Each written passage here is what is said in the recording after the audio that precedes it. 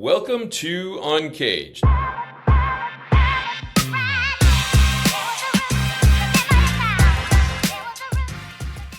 Today we're speaking with Roy Gatling. Roy, it's great to have you on the show. Thank you so much. I'm so happy to be here. Now, Roy is the CEO of RMG Associates, and RMG Associates really, what they would do is they develop AI strategy and transformation for mid-market leadership teams. They partner with executives ready to implement AI native operational intelligence and capabilities, not just tool rollouts alone. Not just tool rollouts alone. And I know Roy has a strong opinion on this, which is we're trying to build strategy. We're trying to build business solutions here. And so we'll talk more about that. But before we get into the RMG story, Roy, let's talk a little bit about you and your career. Tell us a little bit about your background. Sure. Well, I've spent over 30 years in technology, mostly enterprise hardware and software with Dell and Micron and Adobe. And I had the good fortune of really being at ground zero for the old personal computer era, and then the internet era, and then here we are at the AI era. So I love the technology space. It's been my adult life, and here I am. And now we've launched RMG, which is clearly the next big tech move. Tell me a little bit more about the RMG story and what you guys are working on. Sure. Well, I think I'd go back to like 2023, right before maybe the ChatGPT launch. So, the chatter around large language models was starting to, get a little louder. And so I began to look into it, and then we had that rollout of ChatGPT that I think essentially the world took notice of. And I decided to take a dive into the deep end of the pool and develop RAG applications, retrieval augmented generation, all these acronyms. But it's essentially about search and retrieval of information based on your documents.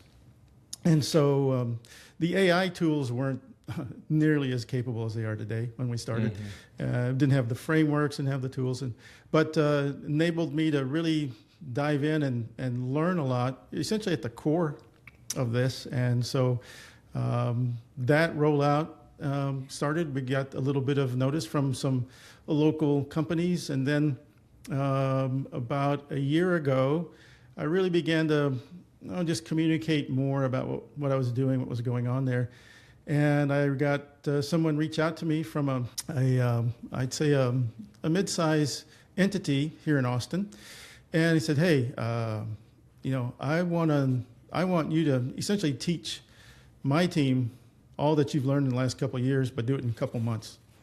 And that essentially kicked off what we're doing today. Wow. And, obviously there's been this explosion of companies pushing into the AI space. And it's really interesting. I think, one of the points that you kept talking to me about before the show today was this idea that you're working on kind of total solutions, really partnering with these executives to implement kind of a broader operational strategy and not just tools. So tell me more about your thinking on that. Sure.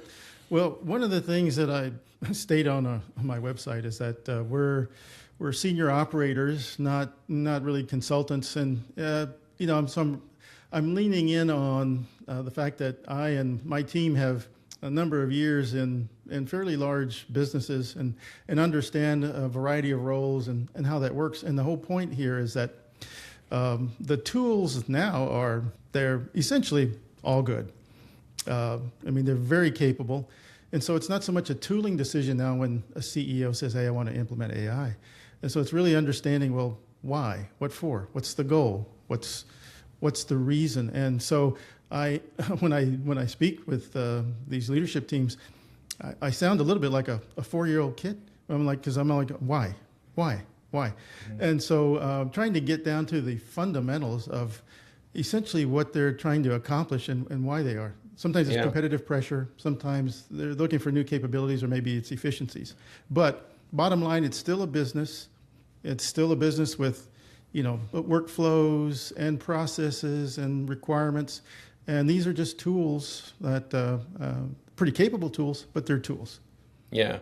I really love the way you frame that up because, to be honest with you, it's one of the most strange conversations to have. I have this conversation on a daily basis with my head of product.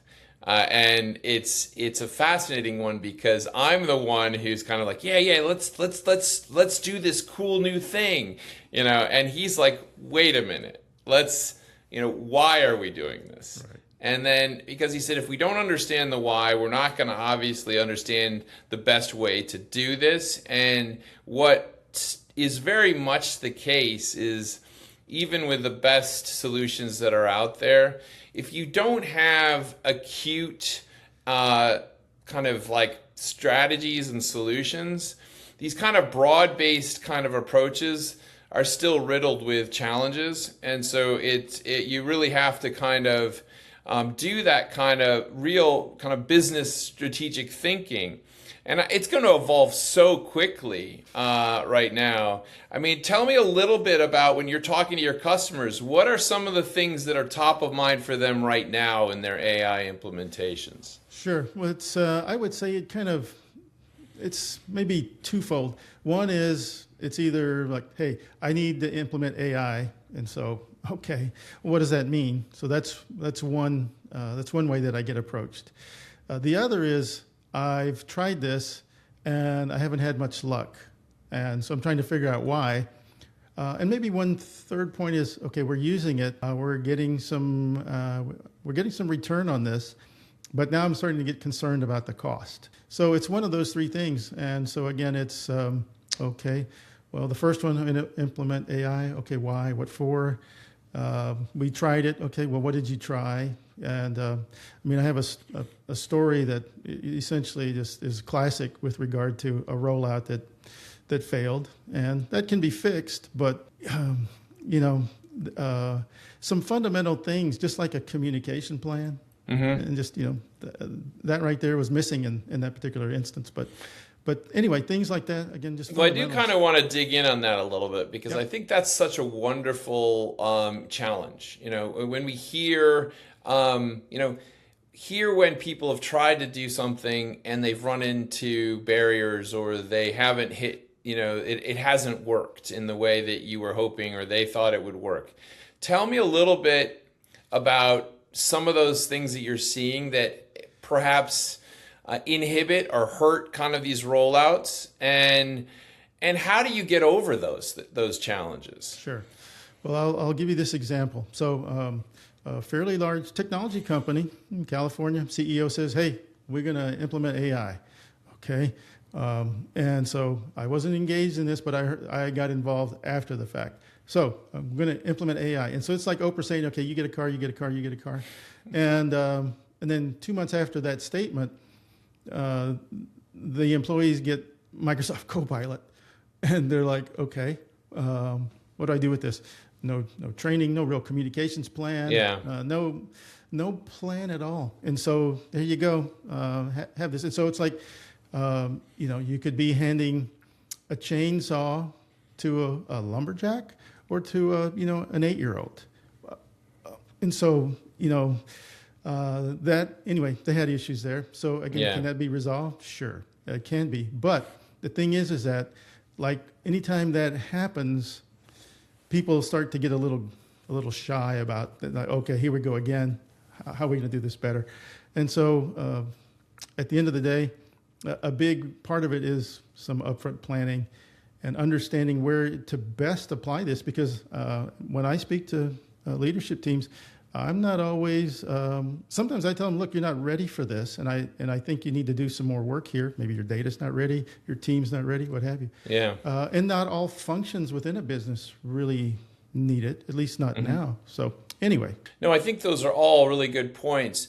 I think that, when I saw earlier implementations, I kind of got involved in the AI space in the late, like 2018, 2019, it was almost always the CTO that I was talking to, right, or the CISO, and And now I would say I noticed then it was a shift to talking to the CEO for a while.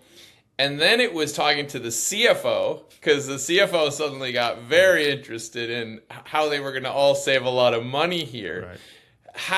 Tell me a little bit about those shareholders and those stakeholders and how they're seeing AI today in terms of their business. Sure. Well, it is different. I mean, back prior to the 2023 timeframe, right, machine learning was the big deal.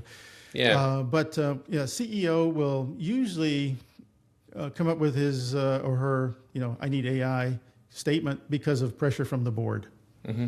Or perhaps it's competitive pressures, right? Some customers are saying, hey, your competitors are bringing this up, and so we need to go do something.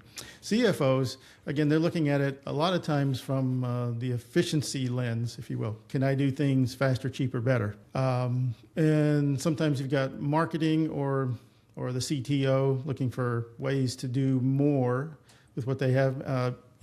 Essentially these models have basically solved the whole software development thing. So that is an area that is exploded. And so CTOs, CIOs are interested in that. But it's various reasons. They have, different lenses that they're looking through. But ultimately, they're wanting to be able to do more, either add new capabilities or do things faster with, the team that they have. Yeah. So look, I mean, everyone's going to have their different perspectives. Are there, do you see that there's cost savings with AI, or do you see that as kind of like a misstatement in a way? Sure. Well, I do. But I think the answer starts with it depends. It depends on how you're using it, where you're using it, what you're using it for. In the software development realm, you can go kind of crazy with it. I mean, there's certainly stories out there where, about people burning through their budgets and things of that nature. And but I would. You're talking to one right here. Yeah, I got scolded for that one. Yeah, it can happen, but I think you've got to you've got to have some understanding up front as to how you're going to apply it and when and so forth. And there's more and more guardrails being put into place regarding that spend. But I think in some areas, in some functions in the business, it makes really good sense. In others, not so much. I don't think everybody in the business needs to be using it. Yeah. And so I think, again, it needs to be thoughtful and I think deliberate. And look, with so much of this, and we're still early in this game, I mean, start small. Yeah, absolutely. Yeah. I like that. Well, I mean, you've been doing these kind of technology solutions and implementations for the bulk of your career, and certainly we're in this new wave now. But tell me, what is it about this work that keeps you coming back for more, Roy, and getting dug in? Yeah, I have people ask me about that. You can tell I've been around for a few years, right? Got some gray hair here, but I'm up at literally between 5 and 5:30 every day, and I get after it. After a little meditation, then I'm at work, and I'm thrilled by this new capability. Is it perfect? No, but like all of these, really any technology change, and you can go back way before computers. Any of these changes tend to be disruptive, but they're also, I think, very exciting. And so we're looking for ways to help people, right? How do I help them to maybe implement this in a more thoughtful way and also help them to achieve their goals? And so each day I'm experimenting essentially for them. I'm learning essentially for them. And I just have a blast with it. I enjoy it. It's a learning experience every day. So, I mean, Roy, I think that it would be an understatement to say that we're going to continue to see change in the AI space. But tell me a little bit about some of the things that you see in the near future that you're excited about, maybe concerned about. Just what do you see in the down the road? Sure. Well, the models are definitely becoming quite capable to the point where some people are a little concerned about that. I think with regard to cybersecurity and things of that nature, again, they can be a tool that really helps, or they could be a weapon. And so, what's the motivation and who's using the tool, right? Something to be a little bit thoughtful of. The other thing is that inferencing costs, right? The cost to use these tools is starting to go up, right? The era of subsidized tokens is essentially over. Or if it's not over, we're getting close. So the cost to provide this is definitely going up. Now, a lot of people are starting to look at local inference and how they do that, right? You're seeing people buying Mac Minis and DGX Spark, right? Different systems that they can put on their desk and run.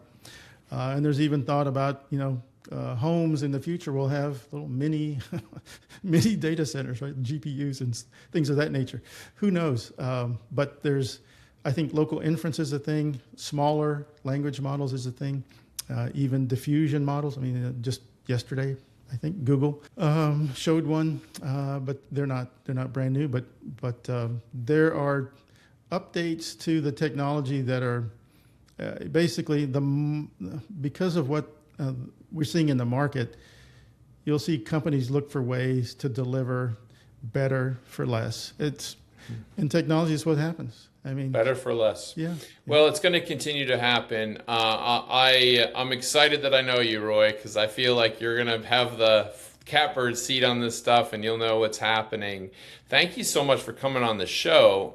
If someone wanted to learn more about what RMG Associates is up to and what you guys are doing, where's the best place to find you?